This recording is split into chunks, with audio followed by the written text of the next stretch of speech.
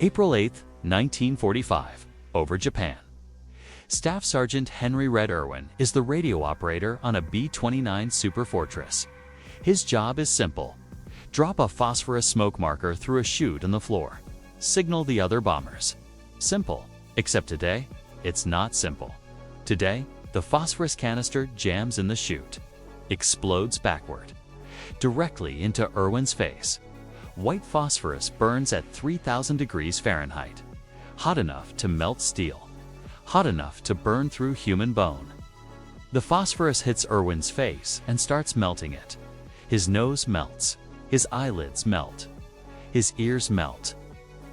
The canister lands on the floor of the plane, still burning, igniting everything it touches. The cockpit fills with toxic smoke. The pilot can't see. The plane starts to dive. Erwin's crew is screaming at him to bail out. But Erwin knows something they don't. If that phosphorus stays in the plane, everyone dies. The smoke will kill them. The fire will kill them. Or the plane will crash and kill them. All 12 men dead unless someone does something. So Erwin does something. He reaches down and picks up the burning phosphorus. With his bare hands, the metal is 3,000 degrees. His hands catch fire instantly. The flesh on his palms turns black, melts away, exposes the bone, but he holds on. He can't see. His eyes are melting. He can't breathe. His lungs are filling with toxic smoke, but he can feel. He knows the layout of the plane, trained on it for months. Blind, burning, dying. Erwin starts crawling toward the cockpit. The navigator's table is in his way. He can't go around it. He has to go over it. He pulls himself up.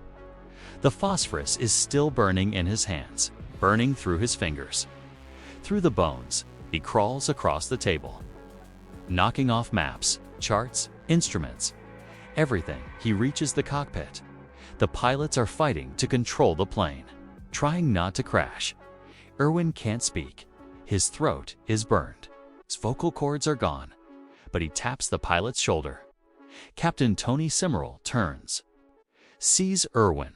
Sees what's left of his face. Sees the burning phosphorus in his hands. Erwin gestures to the window. Simmerl understands. Opens the side window. The wind screams into the cockpit. 200 miles per hour. Erwin leans forward, extends his arms, and throws the phosphorus out the window. 30 seconds. That's how long he held burning phosphorus. 30 seconds of his body on fire. 30 seconds of unimaginable pain. The moment it leaves his hands, he collapses. The crew rushes to him, tries to give him morphine, tries to stop the bleeding, but there's no bleeding. The burns have cauterized everything. Erwin is dying. Everyone knows it. Burns covering 70% of his body. His face is gone. His hands are stumps. No human could survive this. Captain Simmerl radios ahead. Emergency crew member critically burned. Need ambulance on landing. He brings the B-29 down. Lands at Iwo Jima. The ambulance is waiting. They load Erwin onto a stretcher. The medics take one look and shake their heads. He's not going to make it. But Erwin does make it. U-30 surgeries, through skin grafts, through months of agony that would break any normal man.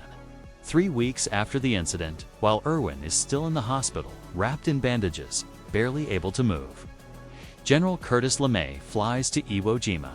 He walks into Erwin's hospital room, stands at attention, salutes Sergeant Erwin. On behalf of the United States Army Air Forces, I am awarding you the Medal of Honor.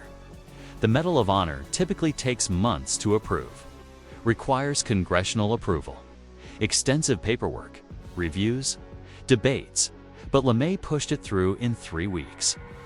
The fastest approval in Medal of Honor history, because Erwin's crew told him what happened.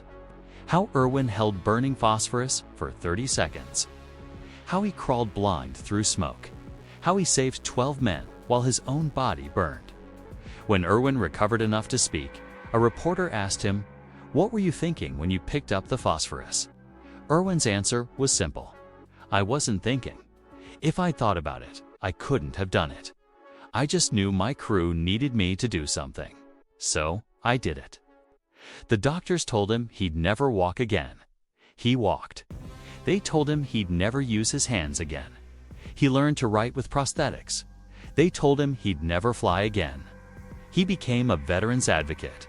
Spent 40 years helping other wounded veterans, traveling to VA hospitals, talking to burn victims, showing them that survival is possible.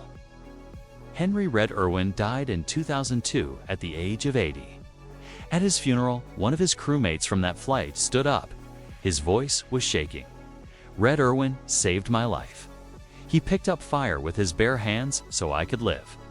I got to have a family, grandchildren, 57 more years of life, all because one man refused to let us die. That's not courage, that's love."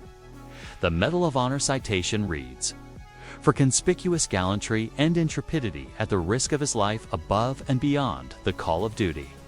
When a phosphorus bomb exploded in his aircraft, Sergeant Erwin, without regard for his own safety, picked up the burning bomb and carried it through the aircraft to dispose of it through a window, suffering severe burns to his face and body, but saving the lives of his entire crew.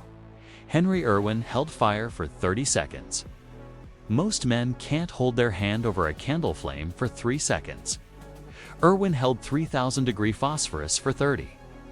Not because he was superhuman, but because 12 men were depending on him, and he refused to let them down. That's the story of the man who held fire. Because sometimes heroism isn't about fighting, it's about holding on to something that's killing you, long enough to save everyone else.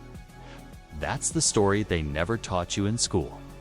If you want more untold stories of World War II's bravest pilots, subscribe now. New mission drops every week. Which hero should we honor next? Tell me in the comments. Fly safe.